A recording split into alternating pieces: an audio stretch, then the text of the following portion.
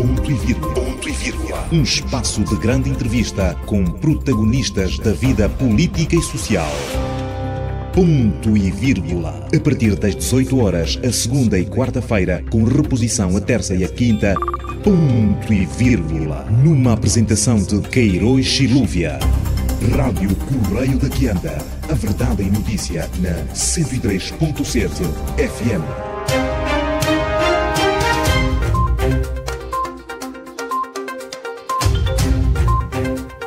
Boa noite, ouvintes da Rádio Correio da Quianda. Sejam todos bem-vindos a mais uma edição do programa Ponto e Vírgula. Nesta edição, o nosso convidado, o Dr. João Miguel Vaikene, antigo secretário de Estado do Interior do Governo de Transição, que foi constituído pela FNLA, MPLA e UNITA em 75. O nosso convidado também é diplomata, é embaixador de carreira e consultor geopolítico. Nosso muito boa noite, Dr. Vaikene, e obrigado por aceitar o convite da Rádio Correio da Quianda. Boa noite, Correio da Quianda. Agradeço esta oportunidade que me dão para trocar impressões convosco. Muito obrigado. Antes de olharmos para o percurso histórico enquanto membro do Governo de Transição de Angola, quem é o cidadão João Miguel Vaikene? João Miguel Vaikene é um cidadão do Cunene. Antigamente era parte sul da província da Huila.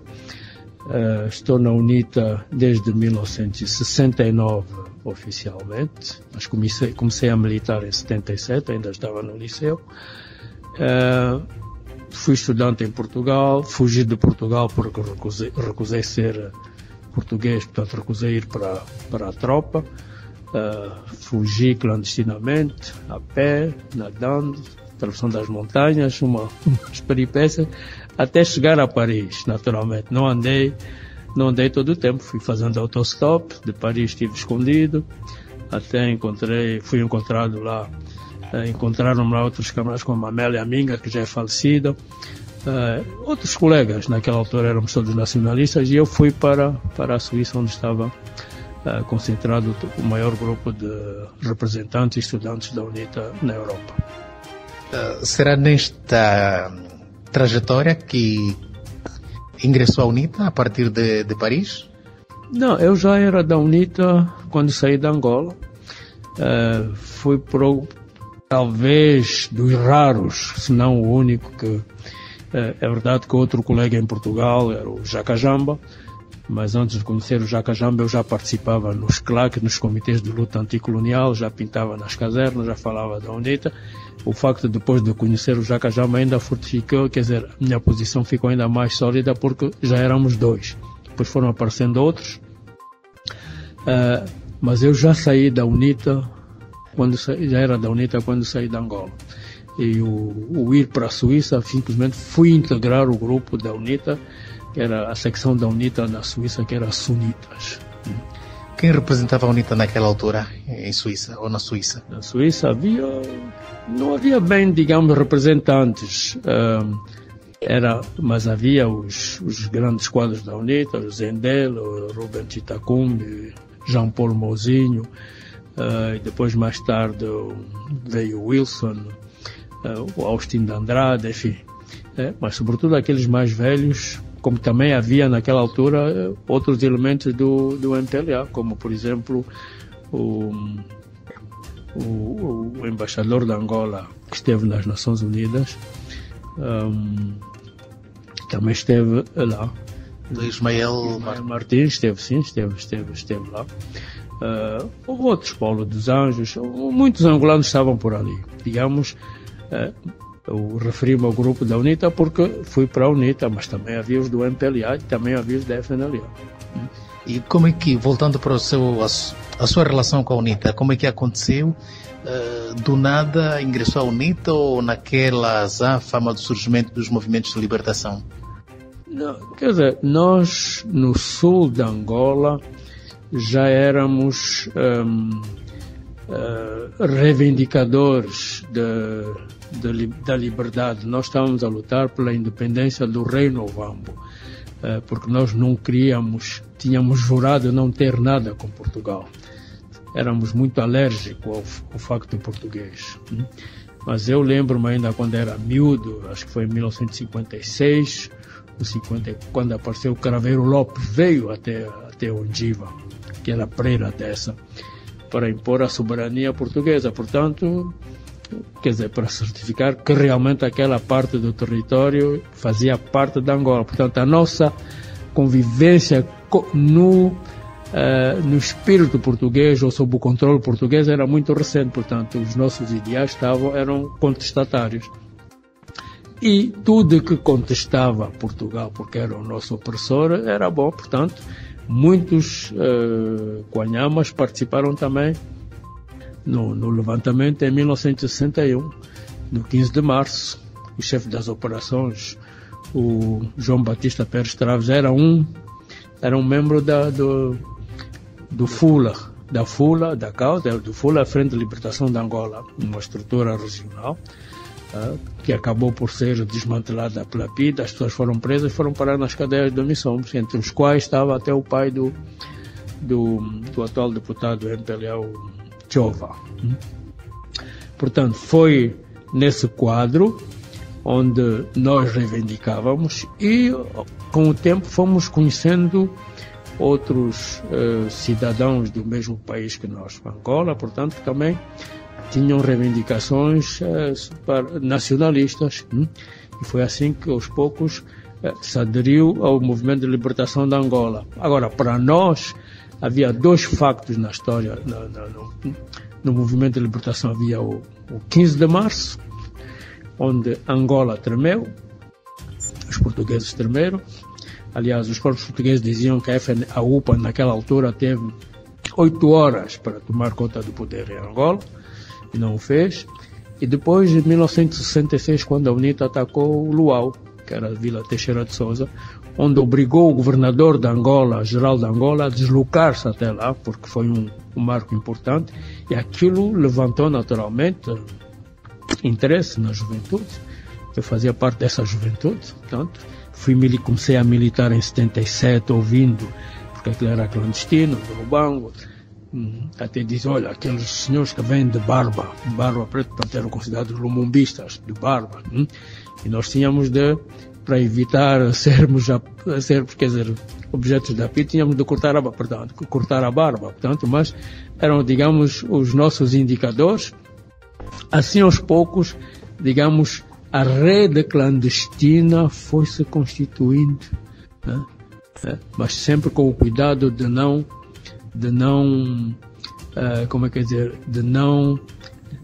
cair na outra rede, a rede da PIDE, porque a PIDE tinha muitos especialistas, quer dizer, conhecia através do SOCIA, quer dizer, os argumentos, quer dizer, tinha maneiras muito fáceis de filtrar os nossos grupos. E eu tive a sorte, ninguém me apanhou.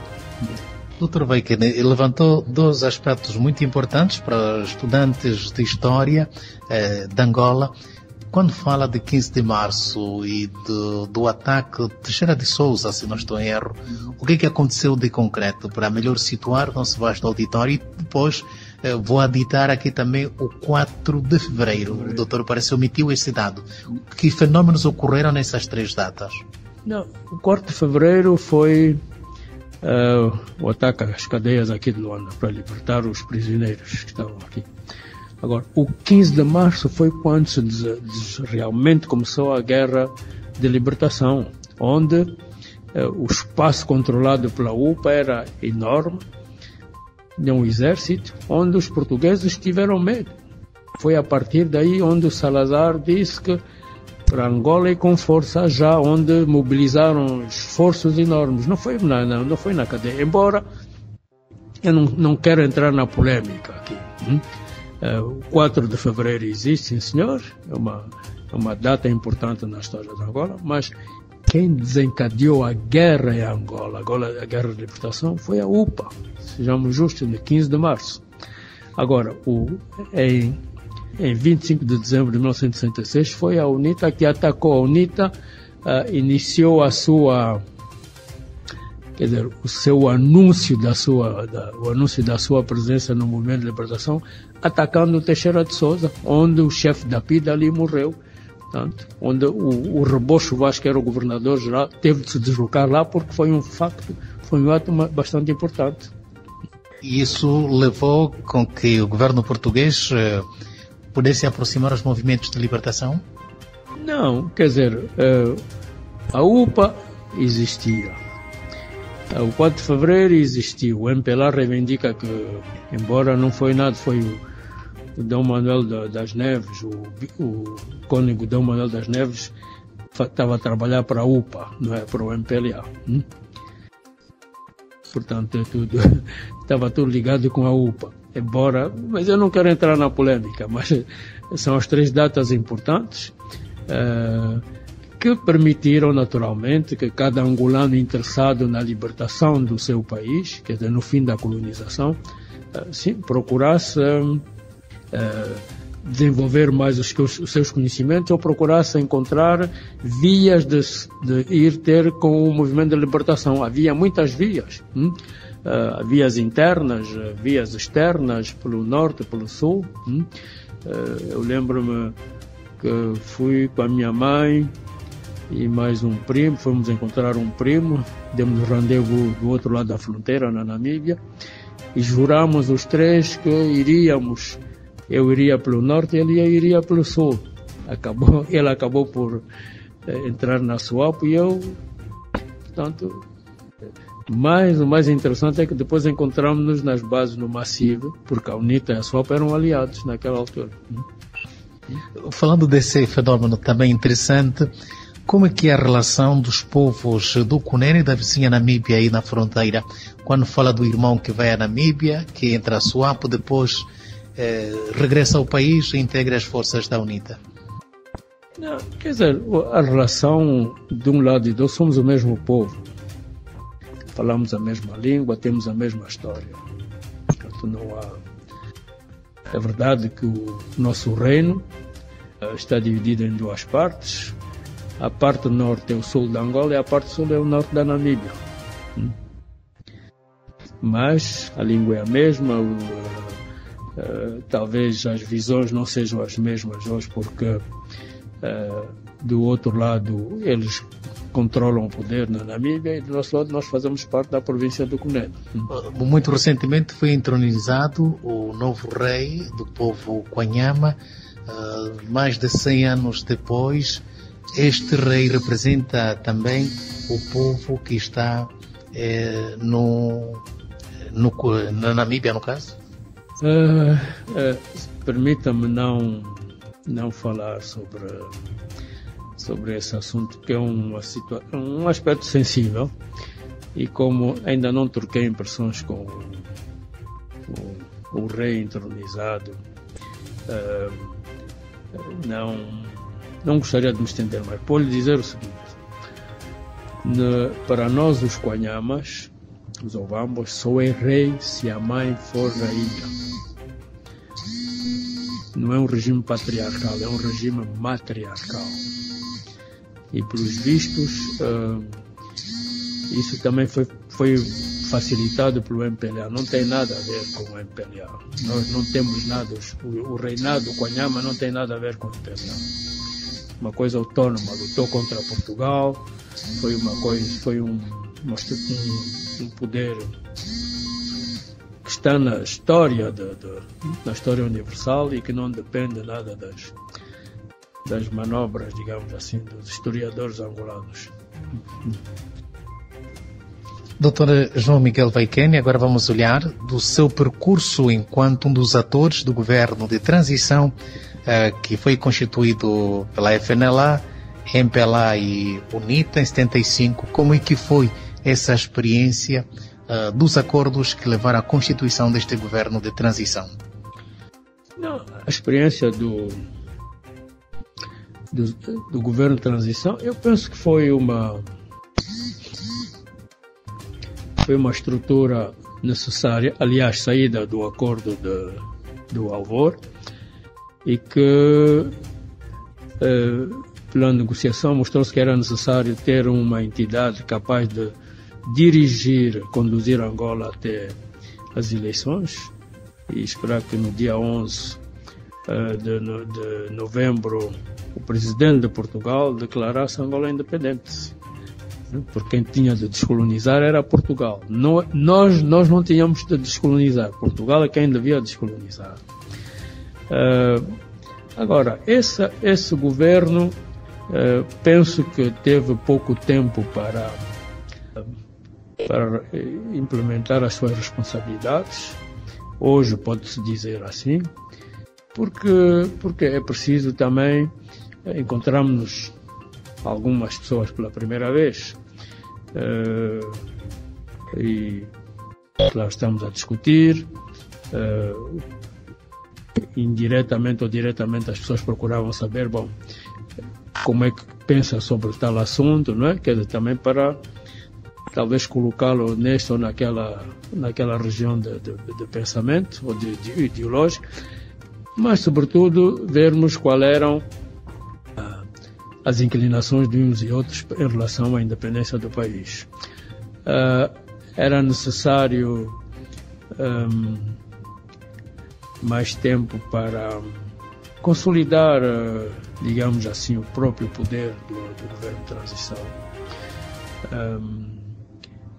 porque não foi uma situação fácil, vamos lá dizer assim. Estamos a sair, alguns meses atrás estávamos no sistema colonial e continuamos também no sistema colonial. Era preciso que os próprios colonialistas aí, quer dizer, vissem em nós os dirigentes, portanto eles faziam tudo também para demonstrar o contrário, não é? Foi uma situação bastante complicada, mas onde eu penso que se tivéssemos tido tempo, talvez o governo de transição teria podido levar o processo até o fim.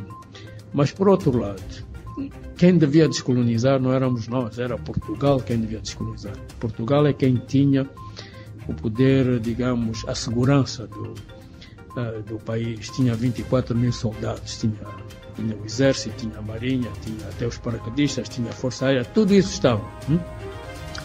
Portugal tinha todos os meios que permitiriam que Angola, um mês antes das eleições, um mês antes da independência, houvesse eleições, e no dia da independência o presidente português declarasse, ou o seu representante aqui declarasse, mas Portugal não o fez. Não o fez porque percebemos também que o MFA, que é o Movimento das Forças Armadas Portuguesas, que conduzia todo o processo, aqueles que fizeram o golpe de Estado em Portugal, tinham outros interesses em relação a Angola. A sua maioria eram, os que tinham mais poder eram manipulados pelo Partido Comunista Português, mas o chefe da orquestra principal era o Sr. Rosa Coutinho, que tinha sido também governador-geral de Angola um pouco depois do 25 de Abril. Portanto, todos esses, na minha leitura, esperavam continuar a ter dividendos para Portugal sob uma nova ideologia, progressista de um lado e progressista do outro. Só que em Portugal deram um golpe de Estado em 5 de novembro e não resultou. Foi daí onde surgiu o Eanes, o comandante o Neves Ferreira e depois o Almendra, que foram os três que impediram o golpe de Estado em novembro de 1975. Mas aqui o MPLA conseguiu, porque não é o Dr. Agostinho Neto que devia declarar a independência, era Portugal. O Dr. Agostinho Neto devia declarar se tivesse sido eleito. Não foi. À luz disso, como é que foi a vossa experiência no governo de transição, constituído por membros do MPLA, da FNLA e da UNITA? No vosso caso concreto, fostes secretário de Estado do Interior, cujo ministro do Interior foi da FNLA, se não estou em erro, o engenheiro Ngola Kabango, e houve outro do MPLA. Como é que foi a experiência, a convivência vindo de ideologias diferentes, de formações políticas diferentes? Para mim foi bom. Eu não tinha outro objetivo senão aquele de respeitar o acordo e fazer com que Angola, dentro da estrutura do Ministério do Interior, quer dizer, aquilo que devia ser implementado fosse implementado. Agora, conversava assim com o ministro, conversava com o Nambwa, portanto eram todos mais velhos do que eu, portanto muito mais experientes, eu talvez mais reguila que eles, mas digamos, quer dizer, eu penso que foi, o início começou muito bem, depois começaram a aparecer as contradições, não é? Quando dirigentes começaram a morrer aqui em Luanda, quando se instalou um clima de insegurança nos bairros, quer dizer, isso tudo foi criando, sobretudo depois dos combates entre o FNLA, o grupo Chipenda e os seus antigos correligionários do MPLA. Foi onde morreu o Valódia, não é? Contrariamente àquilo que se diz nas canções, Valódia morreu em defesa do povo angolano. Morreu nos combates entre eles, o MPLA e o Chipenda. Portanto, o MPLA devia fazer um ajuste de contas com o Chipenda, que tinha sido o chefe da revolta de leste, porque o MPLA em 74 estava dividido em 3 fações: Agostinho Neto, Pinto Andrade e Chipenda. Agora, o Chipenda, como não encontrou respaldo, apesar de ter sido eleito, pelo menos nós da UNITA apoiamos o Dr. Agostinho Neto, por razões diversas e históricas. O Chipenda acabou por ir para a FNL. Também não era o nosso apoio que iria, digamos, entronizar o Chipenda, mas nós pensamos que o dirigente do MPLA era o Dr. Agostinho Neto, e assim foi feito. Mas o Chipenda veio para aqui como secretário-geral da FNLA, acompanhado pelos seus seguranças antigos do MPLA. Isso deu muita confusão. Foi a partir daí que surgiram os primeiros combates. Isso envenenou naturalmente o clima, assim, aqui em Luanda. Há quem diga que o Dr. Savimbi tinha o Dr. Agostinho Neto como um patriota e com quem poderia facilmente encontrar uma solução pacífica do conflito que o país viria a viver depois de 75. Quer comentar estas afirmações? Sim. Eu participei nos encontros, digamos, discretos que deveriam permitir o encontro entre o Dr. Savimbi e o Dr. Agostinho Neto. Em Portugal, o Dr. Agostinho tinha um amigo, que é o Dr. Cardiólogo Arménio Ferreira. Infelizmente não aconteceu porque ele morreu depois, antes desse encontro. O encontro estava atrasado para que ano? No ano da sua morte, no Senegal. No Senegal? Uhum. Portanto, mas infelizmente não pode ter lugar, mas nós tínhamos, ainda hoje temos, sim, muito respeito pelo Dr. Agostinho Neto, sim, nacionalista de tempra, tanto que nunca, como se diz, nunca recuou perante nada, portanto foi até o fim das suas consequências, sim? E nós pensamos que ele é que era o presidente do... O MPLA sempre teve problemas. Sempre teve problemas. Se o Dr. Agostinho Neto estivesse em vida, talvez que a guerra não se prolongasse pelo período de tempo que o país teve? Eu penso que sim, teria abreviado e provavelmente teria se encontrado uma solução necessária para situações, quer dizer, uma solução necessária para o clima que se vivia aqui. Eu lembro-me quando nós saímos daqui de Luanda, fomos para o Ambo, ainda assim, uma delegação nossa, dirigida pelo Zendel e Tony Fernandes, encontrou-se com o Lopo Nascimento e o Ico Carreira. Nós queríamos, portanto, eles saíram do Ambo e eles saíram daqui, fomos encontrar nas Nações Unidas, em Nova Iorque, queríamos o fim. Porque tínhamos assinado um acordo no Luso e queríamos implementá-lo, sim. Não tinha interesse para nós a luta fratricida que serviria assim outros interesses que não os interesses dos angolanos. Qual era então o empecilho ou o impedimento que este desígnio não chegaram a se concretizar? Porque havia Angola com a sua posição geoestratégica, com os seus recursos, mas sobretudo a sua posição geoestratégica, um país do Atlântico Sul, com uma costa vasta e com algumas entrâncias físicas que poderiam ser aproveitadas, serviria, digamos assim, de trampolim para a conquista da África Austral e sobretudo da África do Sul. Esse era o objetivo. Uns, a União Soviética que assim queria, outros, os Estados Unidos que não deixavam, porque a África do Sul era não só a fonte de muito produto mineral para a indústria da guerra, e era também um ponto que vigiava, porque naquela altura havia a guerra no Canal de Suez, estava comprometido. Os barcos petrolíferos que vinham do Irão, da Arábia Saudita, passavam à volta da África do Sul, para o Atlântico Sul. E o porto de Cape Town era um dos pontos importantes para esse controle. Havia todas essas situações que fizeram com que Angola tivesse perdido, digamos, o Portugal. Portugal entrou na manobra de todos esses interesses, onde estava o Partido Comunista Português, onde estava o Partido Comunista Sul-Africano, quer dizer, uma grande, não diria confusão, uma grande associação de interesses, cujo objetivo era o socialismo devia imperar. Se lembra que dizia-se, não, que Angola, trincheira da revolução, não? Não é o que dizia o slogan oficial, que era Angola, trincheira da revolução. A revolução para quê? Para a Namíbia e para a África do Sul. O objetivo não era NEB, era a África do Sul, que era, digamos, uma maneira de controlar não só a matéria-prima necessária e também o petróleo. E, enfim, fomos vítimas de tudo isso, e os militares portugueses jogaram, sim, estavam aí.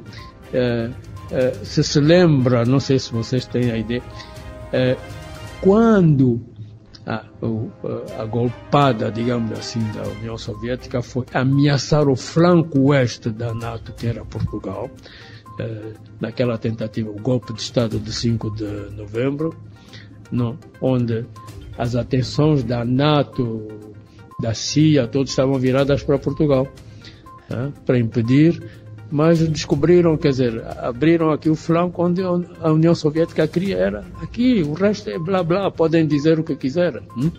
Era este o objetivo.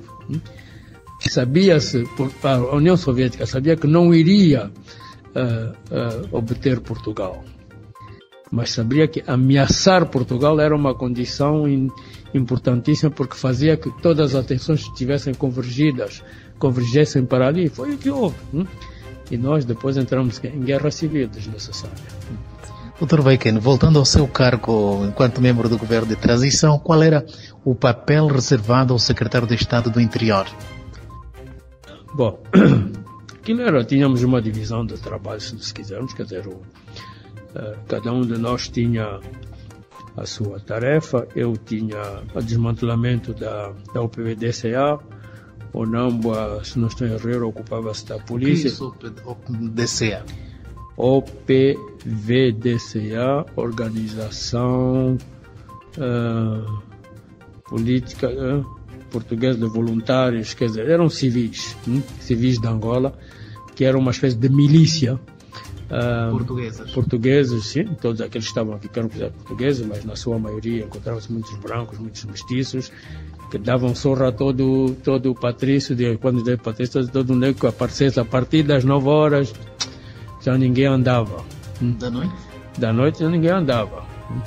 Tu tinhas de andar com uma autorização especial, porque era, digamos, uma maneira de impedir que os grupos clandestinos pudessem se encontrar ou falar, né? Porque durante o dia as pessoas estavam a trabalhar, e durante o dia é muito mais fácil ser notado, e à noite a escuridão também é protegida, né?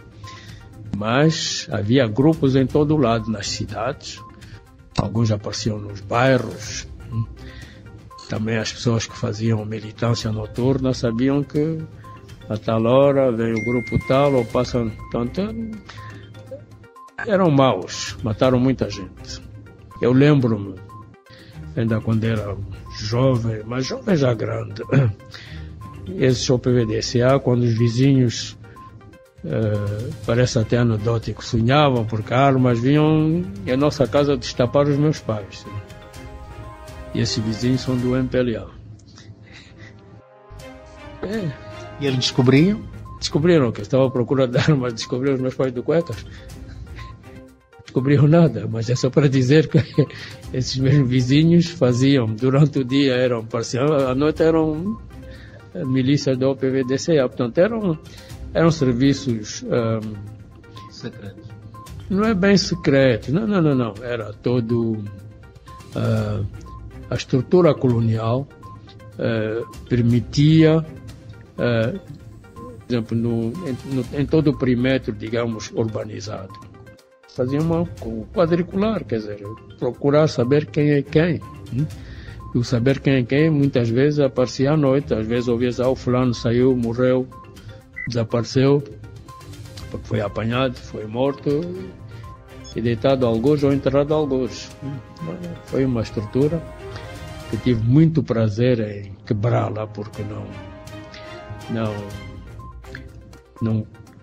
não consegui totalmente, porque depois o governo desfez, mas foram talvez até foi uma maneira, quer dizer, eu tenho as minhas ideias depois de ter estado nesse governo, saber ver e interpretar muitas coisas, não é? Que muitos atos foram simplesmente organizados a impedir que nós chegássemos até a verdade, não é? E descobríssemos quem era quem, porque muitos dirigentes atuais ainda aí foram dessas estruturas. Permitiu fazer algumas amizades ou relações interpessoais que duram até hoje com os quadros da UNITA, da FNLA e do MPLA? Olha, havia assim, ser filho de uma família cosmopolita, se me permite a expressão. Eu sou do MPLA, da UNITA, a minha mãe é da UNITA, o meu tio era da UNITA, o meu pai, a minha irmã e os irmãos são do MPLA. Portanto, tem uma casa cosmopolita, entravam do MPLA e da UNITA, não tínhamos problemas. Da mesma maneira, tinha amigos, que ainda alguns estão aqui, colegas do liceu e até da universidade, eles sabiam, quer dizer, o ideal era o ideal nacionalista. Mas eu sou independente, ainda que seja mesmo com a minha irmã, somos irmãs, mas eu penso diferente dela, ela pensa diferente de mim. Isso não impede que haja amizades com os outros. Agora, podemos ter muitas divergências em relação ao objetivo principal, que é Angola. Assim. Essas divergências podem ser muitas vezes antagônicas, significa que não nos falamos. Mas o não nos falarmos significa que não respeitamos os outros. Né? Porque em todo o processo, todo o pensamento divergente, há sempre alguma coisa que é comum, que depois diverge. Agora, há uns que pretendem ser mais sabichões que outros, e depois, enfim, que permitem esses antagonismos. Mas eu penso que, não, havia assim, para muitos era a primeira vez que nos encontramos, era a primeira vez que trocávamos pontos de vista. Há uns que pensavam que não, que o melhor seria eu talvez conseguir convencê-lo para estar do meu lado, em vez de olhar em mim como alguém que pode caminhar com ele, com outras ideias, não é? Quer dizer, havia tudo isso. Há uns, eu tenho um amigo até hoje do MPLA, que é o General Ngongo. Fomos colegas em Coimbra e amigos, não tenho. Ele é do MPLA, sou da UNITA, não tenho. Também falo com o General França Andalo, não tenho. Joguei futebol com os irmãos dele, não tenho coisa. Dr. Vaikene, continuamos a falar na senda mesmo do processo angolano, a Constituição ou da construção de Angola. Envolvidos 50 anos que Angola vai assinalar a 11 de novembro deste ano da Angola Independente, que balanço pode fazer deste percurso? Olha,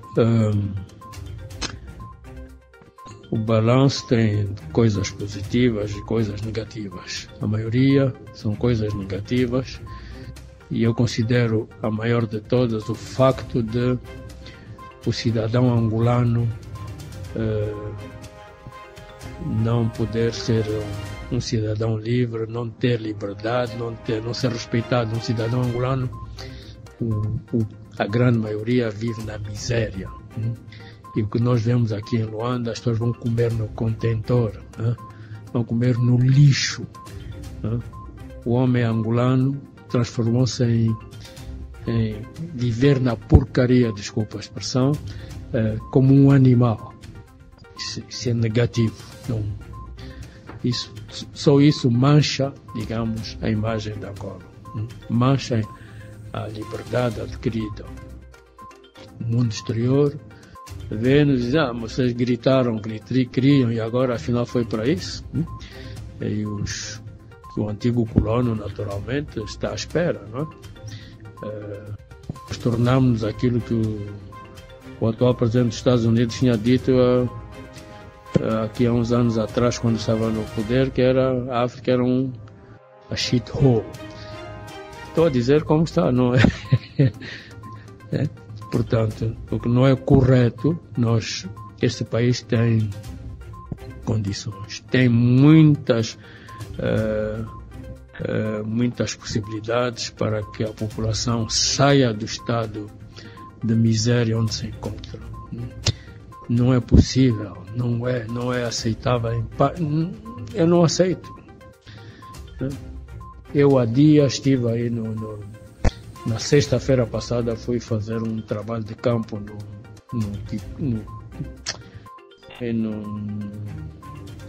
no Cacoaco. Estive no mercado Kiko. Está seco. Aquilo é um antro de lixo. Quer dizer, sujidade. Como é que as autoridades do nosso país permitem que as pessoas vivam naquelas condições de indigência? Vender no lixo, na poeira. As pessoas estão a vender carne, a mosca que vem não sei de onde, está aí a aterrar e a senhora... Quer dizer, as pessoas aprender, quer dizer, tornaram-se animais. Animais, quer dizer, pouco importa, estão ali. E o país tem condições para isso. Não é só para o centro da cidade, é para todo cidadão daqui, tem de ter as mesmas condições. Infelizmente não tem. Isso falta. Uma educação consequente não existe. Por que é que ainda há crianças debaixo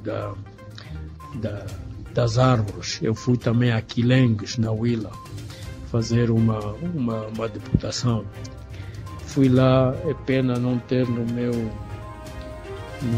telefone, mas eu posso lhe enviar a fotografia, onde a tal escola é uma espécie de uns pau a pique, nem está coberto, quer dizer, umas coisinhas por cima. Depois o quadro é uma coisa inventada, quer dizer, é vergonhoso aquilo que as carteiras, estarmos sentados assim numas pedras ou umas pedras onde se puseram umas tábuas. O professor não tem nenhum quadro onde explicar. E fui lá com o administrador, é que nos mostrou. Olha, aqui as nossas crianças estudam aqui, e portanto o governo tem dinheiro. Tem dinheiro para construir não sei quantos aqui, porque é que não se dedica esse dinheiro para criar condições para os mais necessitados? Não precisamos de buildings aqui. Para quem? Quem é que vive lá? Aqui imitamos o Dubai, mas para quê? Quem vive lá? As pessoas não sabem porque é que o Dubai apareceu, mas viram que, como toda a gente pode lá ir, então também vamos imitar, trazer para o nosso país. Não. É muito falhamos. No meio dessas falhas, alguns ganhos? alguns ganhos, sim, digamos que eu penso que, por exemplo, há mais ganhos militares, quer dizer, as pessoas aprenderam a pilotar máquinas modernas, mesmo na medicina talvez hajam ganhos, mas por aquilo que se vê, mesmo a nossa medicina está um tanto desorganizada, mas há algumas coisas que... Há hospitais novos, sim senhor, que aparecem, mas o problema não é tanto ter hospitais novos, é ter gente capaz de utilizar o material que se encontra nos hospitais. Esse é o grande problema. Não é? Enfim, há coisas, não é? Nem tudo é negro, desculpa, quer dizer, há partes positivas, sim, mas teria sido melhor. Provavelmente, se tivesse havido o diálogo, teria sido melhor se, para as populações, em vez de se começar no alto, começasse mesmo aqui por baixo, quer dizer, criar infraestruturas, indo-se caminhando corretamente, criar condições de escola, de trabalho, saúde, em todos os países onde as pessoas têm água, saneamento básico, tudo isso é que vale no país. O resto vem por acréscimo, como se diz para os cristãos. Muito bem. Doutor, como é que olha, enquanto consultor geopolítico, para a situação que se vive hoje na República Democrática do Congo versus Ruanda, com a invasão da cidade de Goma, e fala-se também da contraofensiva congolesa em algumas províncias do Ruanda. Esta situação, geopoliticamente falando, até que ponto pode comprometer o continente versus a humanidade? Bom, claro, compromete porque eu quando era embaixador de Angola no Japão, nós gabávamos do continente africano não ter problemas. Portanto, a África estava a evoluir, já tinha ultrapassado alguns problemas, porque deixou de ser o continente perdido para ser o continente onde havia realmente saltos qualitativos. Um dos elementos é que não havia violência. Talvez o discurso foi muito rápido, porque depois a violência começou a aparecer. E no Congo, essa parte do Congo começou a ter mais violência depois que esses telefones smarts tornaram-se tornaram-se uns gadgets muito importantes para toda a gente. E acontece que uma parte dos elementos minerais, o minério necessário para a sua fabricação vem dali. Portanto, é um minério que já é uma junção de dois coltan, colômbio e tantalo, portanto já estão em junção, é muito fácil trabalhá-los. Agora, o Ruanda e o M23 estão a servir simplesmente de peões, recolhem o material, o Ruanda vende, torna-se, ganha dinheiro, tem fama de ser o produtor, mas não tem, vai buscar no outro país. O M21 é que faz como dizem os franceses, la sale besogne, o trabalho sujo, de ir atacar e roubar. Agora, é justo que o Congo se defenda, que defenda o seu interesse. Claro, se está a defendê-lo bem ou mal, não sei, mas é necessário que o Ruanda deixe de invadir através do M23 o país, o Congo.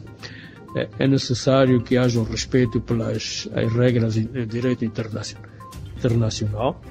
É necessário que a Organização da Unidade Africana tome medidas importantes sobre o Ruanda.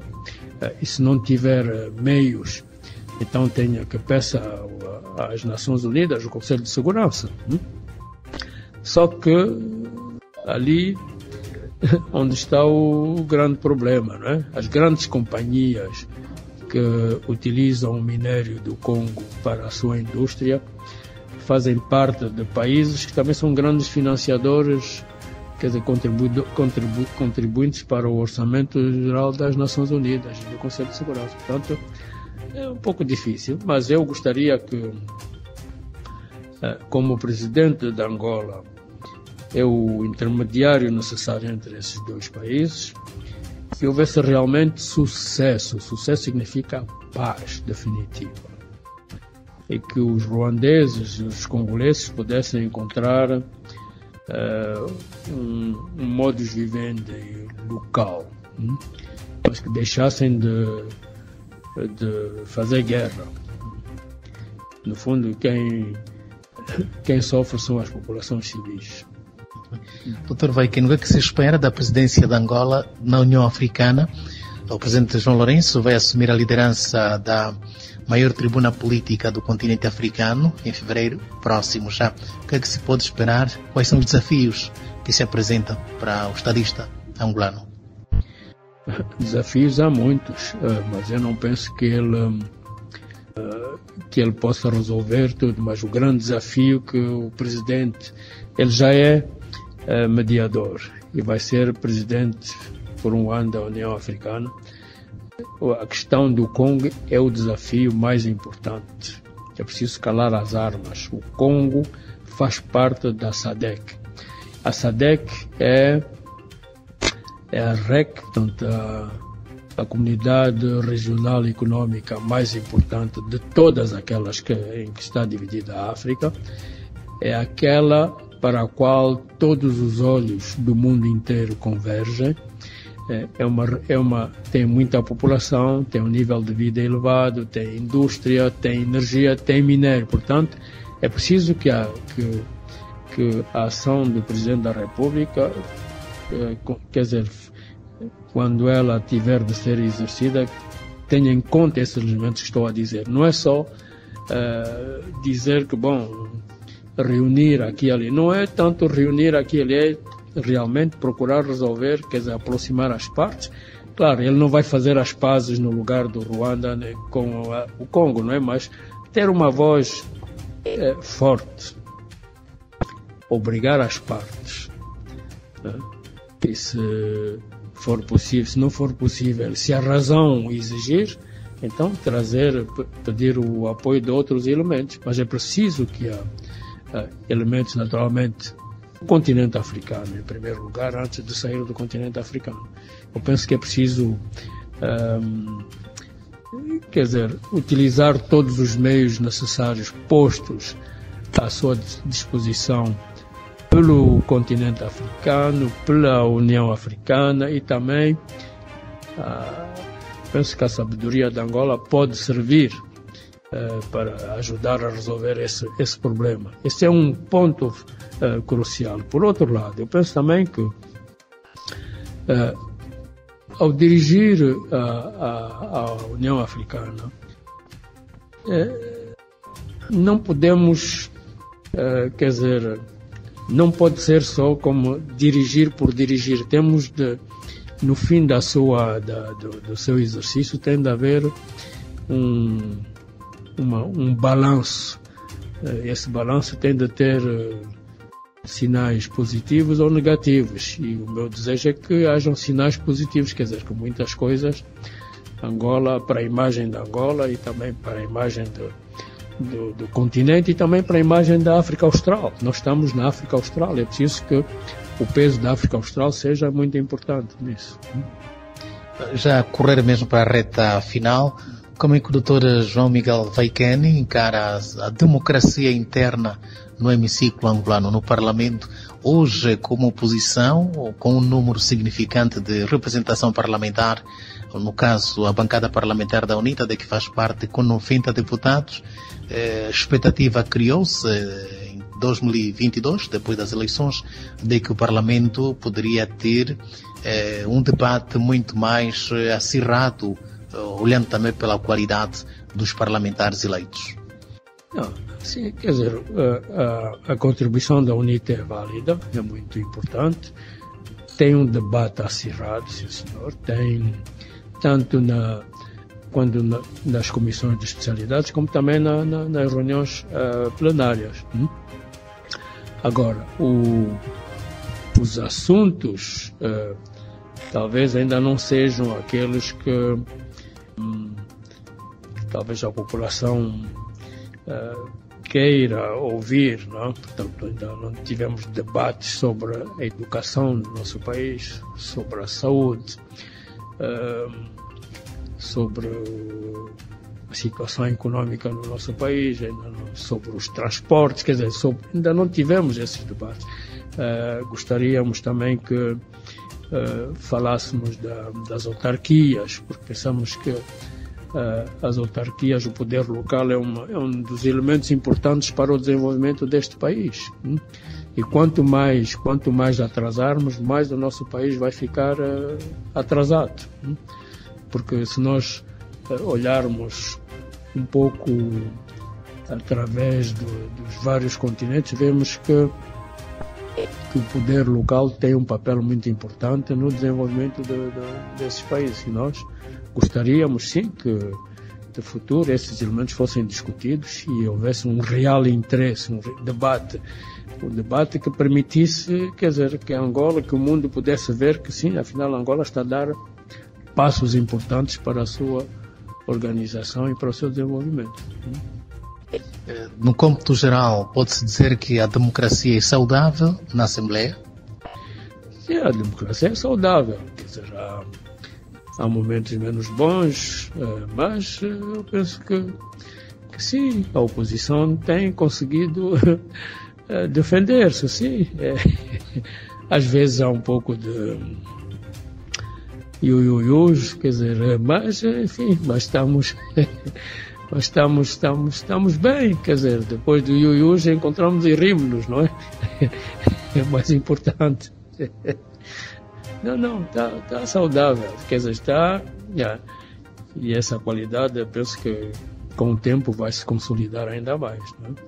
Quer dizer, que as pessoas vão aceitar que um certo número de assuntos possam ser discutidos na Assembleia sem que, enfim, porque no fundo esses assuntos vêm e são do interesse de todos.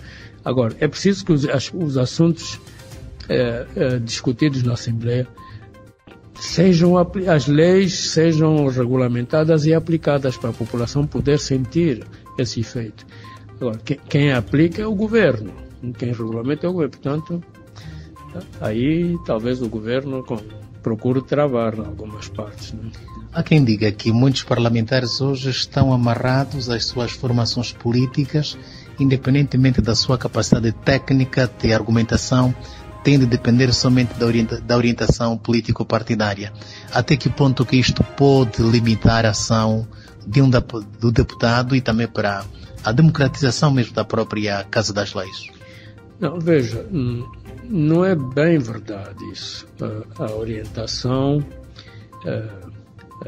por exemplo, um assunto para ser votado, nós discutimos-lo, depois redigimos os elementos necessários, as pessoas intervêm. Agora, quando vemos que realmente é do interesse da população, quer dizer, digamos, a instrução do voto. Isso mesmo acontece tanto do MPLA como do nosso lado. É só no voto, mas no debate não. O debate é livre. Sim. As propostas acontecem normalmente. O projeto pode vir do governo. Nós discutimos e emendamos. Quando estamos a emendar, estamos a corrigir, estamos a transformá-lo para melhor.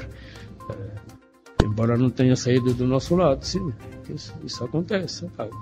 Agora, pode acontecer depois é que na votação, não votamos, apesar do corrigido, não votamos a favor, mas para todos os efeitos vai ter o voto da maioria. Não se ria, vai ter o voto da maioria.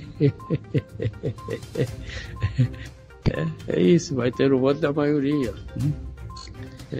Dr. Vaikeni, nós queremos agradecer a sua disponibilidade e queremos contar consigo noutras ocasiões do programa Ponto e Vírgula e também da informação da Rádio Correio que anda e fazemos votos de uma jornada repleta de sucessos. Eu é que agradeço, espero que tenha respondido aquilo que queria ouvir, mas estarei à disposição, sim, para continuarmos. Não talvez de manhã, mas no período da tarde ou à noite, quando talvez a minha voz tenha um aspecto de menos cansado. Muito obrigado. Você está a rir porque...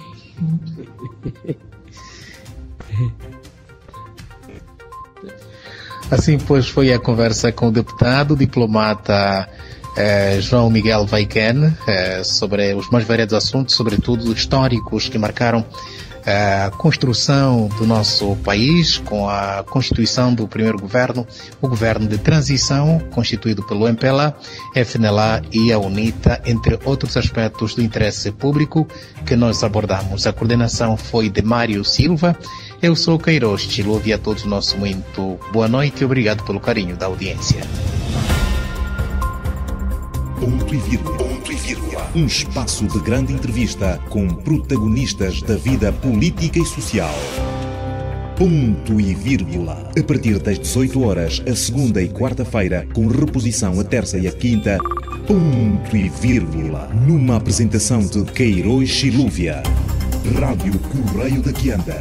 A verdade em notícia na 103.7 FM.